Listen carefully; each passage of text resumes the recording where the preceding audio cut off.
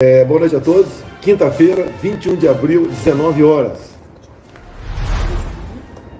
Nossa querida Elisângela, intérprete de Libras. Bem, a nossa live de hoje vai se resumir num único assunto.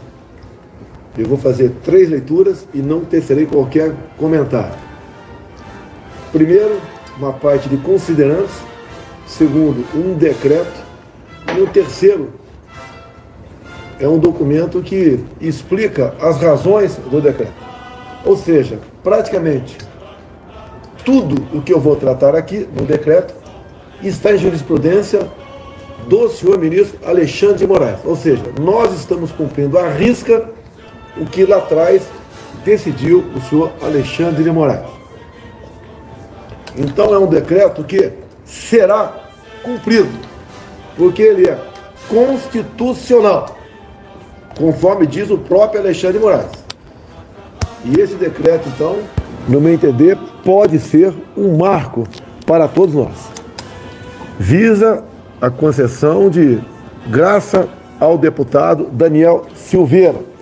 Agora, mais importante que o Daniel Silveira é o que isso tudo traz seu bojo para todos nós, 215 milhões de habitantes. Então vamos às leituras. Primeiro, meia dúzia considerandos. O Presidente da República, no uso da atribuição que lhe confere o artigo 84, caput, inciso 12, da Constituição, tendo em vista o disposto no artigo 734 do Decreto-Lei 3689, de 3 de outubro de 41, Código de Processo Penal. Considerando que a prerrogativa presidencial para a concessão de indulto individual é medida fundamental à manutenção do Estado Democrático de Direito, inspirado em valores compartilhados por uma sociedade fraterna, justa e responsável. Considerando que a liberdade de expressão é pilar essencial da sociedade em todas as suas manifestações. Considerando que a concessão de indulto individual é medida constitucional, discricionária, excepcional, destinada à manutenção do mecanismo tradicional de freios e contrapesos na tripartição de poderes.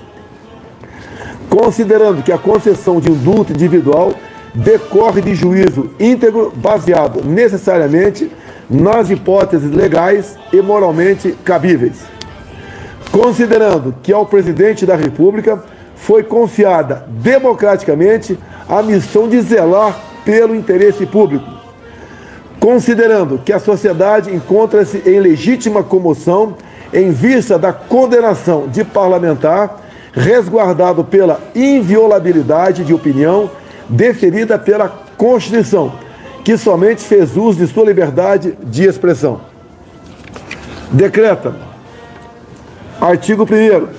Fica concedida a graça constitucional a Daniel Lúcio da Silveira, deputado federal condenado pelo Supremo Tribunal Federal em 20 de abril de 2022, no âmbito da ação penal 1044, a pena de 8 anos e 9 meses de reclusão, em regime inicial fechado, pela prática dos crimes previstos. Inciso 1. No inciso 4 do caput do artigo 23, combinado com o artigo 18 da Lei 7.170, de 14 de dezembro de 1983. 2. No artigo 344 do Decreto-Lei 2848, de 7 de dezembro de 1940, Código Penal. Artigo 2º. A graça de que trata este decreto é incondicionada e será concedida independentemente do trânsito em julgado da sentença penal condenatória. Artigo 3º. A graça inclui as penas privativas de liberdade, a multa, ainda que haja inadimplência ou inscrição de débitos na dívida ativa da União, e as penas restritivas de direitos. Brasília, 21 de abril de 22. Agora aqui a motivação do ato. É um pouco mais longo, acredito que em 10 minutos ou 15 eu conclua a sua leitura, mas para mostrar a todos que nós nos fundamentamos em ações em jurisprudência do próprio ministro Alexandre de Moraes. A motivação do ato. Nos termos do artigo 84, 12 da Constituição Federal, o Presidente da República tem legitimidade e competência para a edição de decreto de concessão de indulto individual, graça. Como é de conhecimento público, o Egrégio Supremo Tribunal Federal condenou, na data de 20 de abril de 22, o deputado federal Daniel Silveira a pena de 8 anos e 9 meses de reclusão, em regime inicial fechado, pelos crimes de ameaça ao Estado Democrático de Direito. Artigo 23, inciso 4, combinado com o artigo 18 da Lei 7.170 de 83. E coação no curso do processo. Artigo 344 do Código Penal. O indulto individual, também conhecido por graça, está previsto na legislação brasileira, no artigo 84, inciso 12 da Constituição Federal de 88, nos artigos 734 a 741 do Decreto-Lei 3689, de 3 de outubro de 41, Código de Processo Penal, no artigo 107, inciso 2, do Decreto-Lei 2848, de 7 de dezembro de 1940, Código Penal, e nos artigos 188 a 192 da Lei 7.210, de 11 de julho de 84, Lei de Execução Penal. A Constituição Federal de 88, uma das marcas do processo de redemocratização do Estado brasileiro, contemplou como vetores, inspirada na doutrina de Montesquieu, a independência e harmonia entre os poderes executivo, legislativo e judiciário. Artigo 2º. E a separação entre os poderes, causas pétreas que não podem experimentar mitigação por iniciativa legislativa e reformadora. É o artigo 60, parágrafo 4º. Corolário destes princípios é o denominado sistema de freios e contrapesos, que investe os poderes episodicamente em funções atípicas de fiscalização e limitação recíprocas. Sobre o assunto, precisas as colocações do ministro Alexandre de Moraes, que em seu voto na ADI 5874 pontuou que o sistema de freios e contrapesos, todavia, também estabelece mecanismos de controle do Executivo sobre o Poder Judiciário, como, por exemplo, a livre escolha e nomeação dos ministros do Supremo Tribunal Federal, escolha e nomeação dos ministros do Superior Tribunal de Justiça, e como, na presente hipótese, a possibilidade de concessão de graça, indulto ou comutação. De fato, verifica-se que o Instituto consiste no perdão presidencial por meio de decreto e, portanto, um ato típico de governo que se caracteriza pela discricionariedade. Não há conflito entre as medidas. A condenação criminal labora no espectro jurídico decisório de prestação jurisdicional de pleito formulado pelo titular da ação penal, ao passo que a clemência constitucional se ampara em critérios de conveniência e oportunidade do titular da competência, ou seja, de discricionariedade, pelo que repousa em sede decisória política. Aclaramento neste mesmo sentido agregou o ministro Alexandre de Moraes na assenta que já fez referência. É o mesmo entendimento pacificado por essa Suprema Corte, que prevê a possibilidade constitucional de o Presidente da República discricionariamente conceder clemência individual ou coletiva, seja de maneira total, seja de maneira parcial, conforme podemos conferir a título exemplificativo em diversos julgados, analisando o texto atual da Constituição Federal de 1988, sempre em decisões unânimes. Essa característica do indulto foi reconhecida e reforçada pelo Supremo Tribunal Federal no julgamento da mencionada ação direta de inconstitucionalidade número 5874-DF. Na oportunidade, o plenário, por maioria, seguiu o voto do ministro Alexandre de Moraes, ocasião em que ficaram assentadas as seguintes premissas.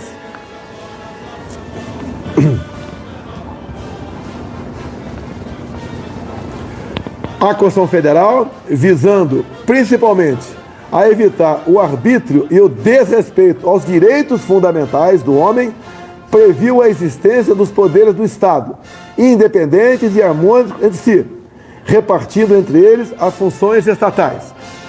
Compete ao Presidente da República definir a concessão ou não do indulto, bem como seus requisitos e a extensão deste verdadeiro ato de clemência constitucional, a partir de critérios de conveniência e oportunidade. A emenda de Alexandre de Moraes. A concessão de indulto não está vinculada à política criminal estabelecida pelo Legislativo, tampouco adstrita à jurisprudência formada pela aplicação da legislação penal, muito menos ao prévio parecer consultivo do Conselho Nacional de Política Criminal e Penitenciária, sob pena de total esvaziamento do Instituto que configura tradicional mecanismo de freios e contrapeso na tripartição de poderes. Possibilidade de o Poder Judiciário analisar somente a constitucionalidade da concessão da clemência a príncipes e não o mérito que deve ser entendido como juízo de conveniência e oportunidade do Presidente da República, que poderá, entre as hipóteses legais e moralmente admissíveis, escolher aquela que entender como a melhor para o interesse público no âmbito da justiça criminal. A ação direta e constitucionalidade julgada improcedente. Relator, Roberto Barroso. Relator para acordo, o ministro Alexandre de Moraes. Tribunal Pleno, julgado em 9 de maio de 2019. A graça pode ser concedida a crimes de qualquer espécie, inclusive os de ação penal privada. No entanto, são insuscetíveis da clemência os crimes hediondos, a prática de tortura, o tráfico ilícito de entorpecentes e drogas afins e o terrorismo, nos termos da Constituição, artigo 5º, inciso 43, e das leis 8.072, de 90, que dispõe sobre crimes hediondos, a lei 9455, de 97, que define crimes de tortura, a lei 11343, de 2006, que institui o Sistema Nacional de Políticas Públicas sobre Drogas e de outras providências. Em caso sem embargo do respeito institucional de que nutre esta Presidência da República em face da mais alta Corte Judiciária do Brasil, identifica-se na espécie em juízo político a conveniência e oportunidade de decretar a soberana medida de graça em favor do deputado federal Daniel Lúcio da Silveira, condenado em 20 de abril de 2022, no âmbito da ação penal número 1044, pelo Supremo Tribunal Federal, para extinção de punibilidade das penas impostas no aludido julgamento. A Constituição Federal de 1988 consagrou um Estado democrático de direito, inspirado em valores compartilhados por uma sociedade fraterna, justa e responsável, permitindo que os indivíduos desenvolvam seu pleno potencial e busquem sua realização enquanto cidadãos. Partindo-se dessa premissa, a liberdade é pilar essencial da sociedade, em todas as suas manifestações. Assim, em homenagem à responsabilidade e às competências outorgadas às autoridades democraticamente eleitas, é de rigor que sejam usados todos os meios admissíveis jurídica e politicamente para a defesa da liberdade de expressão, a exemplo da graça que goza de expressa previsão constitucional. No caso concreto, a sociedade encontra-se em legítima comoção em face da condenação pela mais alta Corte de Justiça de parlamentar que tão somente fez o uso de sua liberdade de expressão, resguardado ainda pela inviolabilidade de opinião deferida pela Carta Magna. Assim, com o intuito de homenagear o valor da justiça e a pacificação social tão caros ao Brasil, a clemência presidencial é medida não somente cabível, mas necessária para que a nação possa caminhar rumo aos objetivos traçados na Constituição da República, fundamentos que amparam a promulgação deste decreto. Frise-se que, na hipótese concreta, as condutas apenadas pelo Supremo Tribunal Federal, na ação penal 1044, não esbarram nos requisitos negativos do artigo 5º, inciso 43, pelo que cabível a medida de clemência constitucional. Acrescente-se que, conforme a dicção do artigo 734 do Código de Processo Penal, o processamento do benefício pode operar por provocação do apenado, por sua defesa ou de ofício, modalidade eleita, assentando que a declaração do indulto terá preferência sobre a decisão de qualquer outro incidente no curso da execução penal, exceto quando medidas urgentes. Já com relação à extensão da graça, possui o objetivo inicial, o afastamento das penas privativas de liberdade, já que essas se mostram as consequências mais gravosas de qualquer condenação. Todavia, por se tratar de ato de indulgência que resulta na sustação das sanções de uma condenação, pode abarcar as penas menos gravosas, portanto, as restritivas de direito e de multa. Sobre essa dimensão da medida de indulgência, trago a colocação nova passagem do voto do ministro Alexandre de Moraes, na citada ADI 5874. O indulto não se direciona somente às penas privativas de liberdade, mas sim ao afastamento das sanções impostas pela condenação judicial. Não haveria sentido em se poder perdoar os crimes mais graves, apenados com restrição à liberdade, e impedir a clemência aos delitos mais leves, apenados com penas restritivas de direitos. Por fim, pontua-se que a graça ou indulto podem ser concedidos mesmo antes da condenação criminal e do trânsito em julgado, vez que não há limitação temporal na lei maior.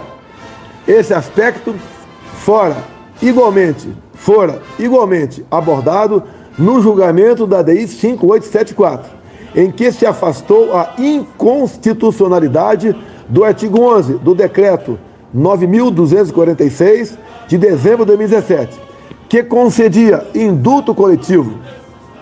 Oportuna a reprodução das seguintes passagens dos votos dos ministros Alexandre de Moraes e Gilmar Mendes, respectivamente.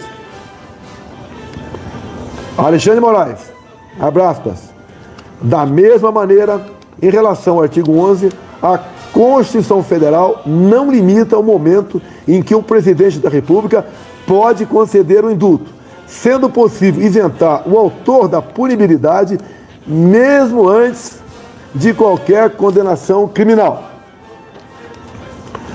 A despeito do pedido do requerente para declarar a inconstitucionalidade dos incisos 1, 2, 3 e 4 e do artigo 11, apenas o 2 foi suspenso pelo relator.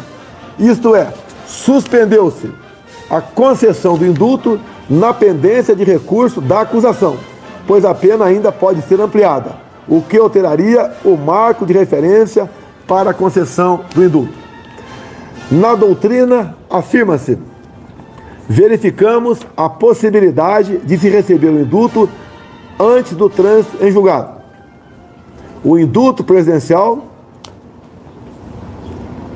origens, evolução e perspectivas, ou seja, não há óbice para que o indulto seja aplicado antes do trânsito em julgado do processo.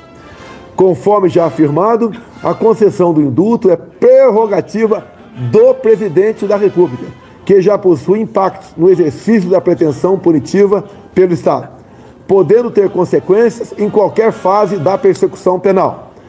Trata-se de mecanismo de gestão do sistema penal, com impactos em questões penitenciárias e de política criminal em sentido amplo. Portanto, inexiste violação da norma deferida no decreto de indulto aqui analisado. Feitas essas considerações, concede-se via decreto anexo graça ao deputado federal Daniel Lúcio da Silveira, em virtude da condenação no bojo da ação penal 1044, em julgamento levado a efeito no dia 20 de abril de 2022. Jair Messias Bolsonaro. É o que tinha a declarar, é um assunto pacificado, é um direito do presidente da República conceder a graça, e toda a fundamentação dessa graça estão em julgados, em jurisprudências do próprio senhor ministro Alexandre de Moraes. Portanto, repito, o decreto é constitucional e será cumprido. Boa noite a todos e que Deus abençoe o nosso Brasil.